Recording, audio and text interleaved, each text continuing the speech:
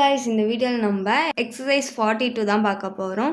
Mister சுப்ரமணியோட இன்கமோட particulars கொடுத்துருக்காங்க. அவர் வந்து resident, ஆனால் நாட் ஆர்டினர்லி ரெசிடெண்ட் தான். 2025 to 26 அசஸ்மெண்ட் இயருக்கு என்னெல்லாம் கொடுத்துருக்காங்கன்னு பார்க்கலாம். இன்கம் வந்து பாகிஸ்தானில் ஏர்ன் பண்ணியிருக்காராம். ரிசீவ் பண்ணது இந்தியாவில் 5 lakh. நெக்ஸ்ட்டு இந்தியாவில் இருக்கக்கூடிய ஃபர்மில் ப்ராஃபிட் ஏர்ன் பண்ணியிருக்காங்க 1 lakh. Next past untaxed foreign income வந்து 3 lakh. நம்மள கிராஸ் டோட்டல் இன்கம்மை கண்டுபிடிக்க சொல்கிறாங்க. இவர் வந்து நாட் ஆர்டினர்லி ரெசிடெண்ட், அப்போ நாட் ஆர்டினர்லி ரெசிடெண்ட்டுக்கு தான் நம்ம கண்டுபிடிக்கணும். ஃபர்ஸ்ட் என்ன கொடுத்துருந்தாங்க, இன்கம் வந்து பாகிஸ்தானில் ஏர்ன் பண்ணியிருக்காங்க, ஆனால் received in India. Received in இந்தியானாலே நம்ம 3 பேருக்குமே டாக்ஸபிள், அப்போ நாட் ஆர்டினர்லி ரெசிடெண்ட்டுக்கும் வரும். Income earned in Pakistan but received in India. இதுக்கு எவ்வளோ அமௌண்ட் கொடுத்துருக்காங்கன்னா 5 lakh. நெக்ஸ்ட் என்ன கொடுத்துருக்காங்க, ஃபார்மில் இருந்து ப்ராஃபிட் ஏர்ன் பண்ணியிருக்காங்க. ஃபார்மில் இருந்து ஏர்ன் பண்ண ப்ராஃபிட் வந்து யாருக்குமே டாக்ஸபிள் கிடையாது, ஸோ வராது. நெக்ஸ்ட்டு பாஸ்ட் அன்டாக்ஸ்டும் நம்மளுக்கு 3 பேருக்குமே நாட் டாக்ஸபிள், ஸோ அதுவும் வராது. இது மட்டும் தான் வரும். ஸோ டோட்டல் பண்ணிக்கலாம் 5 lakh. இதுதான் வந்து மிஸ்டர் சுப்ரமணியோட கிராஸ் டோட்டல் இன்கம். இப்போ நம்ம எக்ஸசைஸ் 43 தான் பார்க்க போகிறோம். இங்கே கொடுத்துருக்க டீட்டெயில்ஸில் இருந்து மிஸ்டர் ராஜோட டோட்டல் இன்கம்மை கணக்கு பண்ண சொல்கிறாங்க. அவர் வந்து நாட் ஆர்டினரிலி ரெசிடெண்ட்டாக அக்ரிகல்ச்சரலில் இருந்து இன்கம் ஏர்ன் பண்ணியிருக்காங்க. நேபாளில் 20,000. நெக்ஸ்ட்டு இன்கம் ஏர்ன் பண்ணி ரிசீவ் பண்ணியிருக்காங்க பாகிஸ்தானில் பேங்க் டெபாசிட்டில் இருந்து 5,000. நெக்ஸ்ட்டு டிவிடெண்ட் வந்து 1000.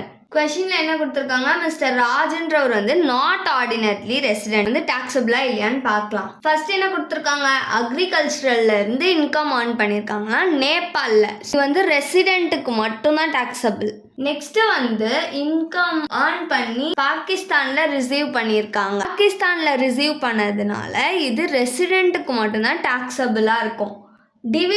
டிவிடெண்ட் வந்து நான் என்ன சொன்னால் 3 பேருக்குமே டாக்ஸபிள், அப்போ நாட் ஆர்டினர்லி ரெசிடெண்ட்டுக்கும் வரும். ஸோ டிவிடெண்ட் எவ்வளோ கொடுத்துருக்காங்க, 1000. இது மட்டும் தான் வரும். டோட்டல் பண்ணிக்கலாம் 1000. மிஸ்டர் ராஜோட கிராஸ் டோட்டல் இன்கம். எக்ஸசைஸ் 44 தான் பார்க்க போகிறோம். இங்கே என்ன கொடுத்துருக்காங்கன்னா, மிஸ்டர் டியோட பர்டிகுலர்ஸ் கொடுத்துருக்காங்க.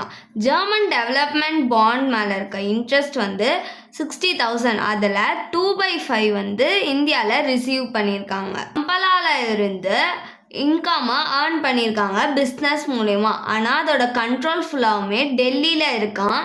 15,000 வந்து இந்தியாவில் ரிசீவ் பண்ணியிருக்காங்களாம். நெக்ஸ்ட்டு இந்தியாவில் பில்டிங்கை விற்றதுல இருந்து ப்ராஃபிட் கிடச்சிருக்கு, ஆனால் இந்த ப்ராஃபிட்டை எங்கே ரிசீவ் பண்ணுறாங்கன்னா ஸ்ரீலங்காவில் ரிசீவ் பண்ணுறாங்க. எவ்வளோனா 14,80,000. இப்போது மிஸ்டர் டியோட டோட்டல் இன்கம்மை கண்டுபிடிக்க சொல்கிறாங்க. அவர் வந்து நாட் ஆர்டினரிலி ரெசிடெண்ட் தான்.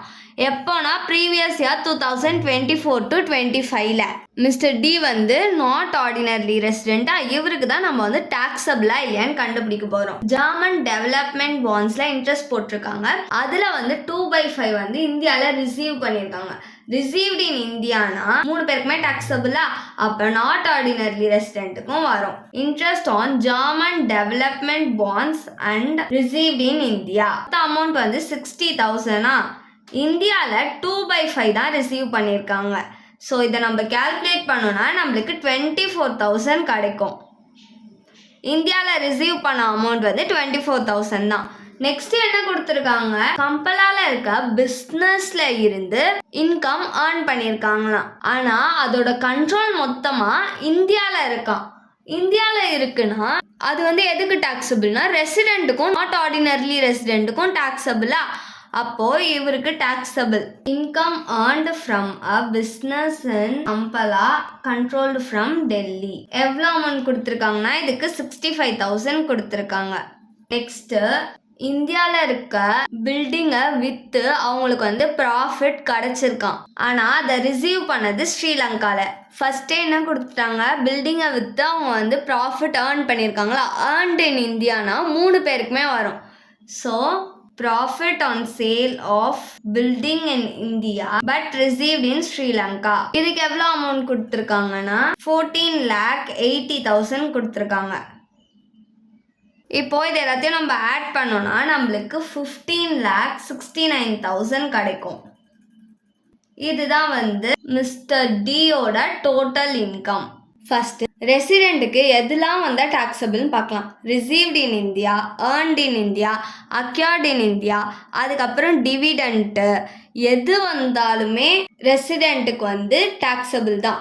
எதை தவிர்த்துனா இந்த பாஸ்ட் அன்டாக்ஸ்டு, அதுக்கப்புறமா ஃபேர்ம்லேருந்து அவங்க ப்ராஃபிட் ஏர்ன் பண்ணியிருந்தா, அதுக்கப்புறம் ப்ரீவியஸ் இயர் ப்ராஃபிட், இது 3 வந்தால் யாருக்குமே டாக்ஸபிள் கிடையாது. ரெசிடெண்ட்டுக்கும் டாக்ஸபிள் கிடையாது, அதுக்கப்புறம் நாட் ஆர்டினரி ரெசிடெண்ட்டுக்கும் டாக்ஸபிள் கிடையாது, நான் ரெசிடெண்ட்டுக்கும் டாக்ஸபிள் கிடையாது.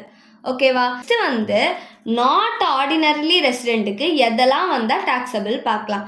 Received in India, earned in India, accrued in India, அதுக்கப்புறமா பிஸ்னஸோட கண்ட்ரோல் வந்து இந்தியாவில் இருந்துச்சுன்னா நாட் ஆர்டினரி ரெசிடெண்ட்டுக்கு டாக்ஸபிள். அதுக்கப்புறம் டிவிடெண்ட் வந்தாலும் நாட் ஆர்டினரி ரெசிடெண்ட்டுக்கு டாக்ஸபிள். ஓகேவா? நெக்ஸ்ட்டு வந்து நான் ரெசிடெண்ட்டுக்கு எதெல்லாம் வந்தால் டாக்ஸபிள் பார்க்கலாம்.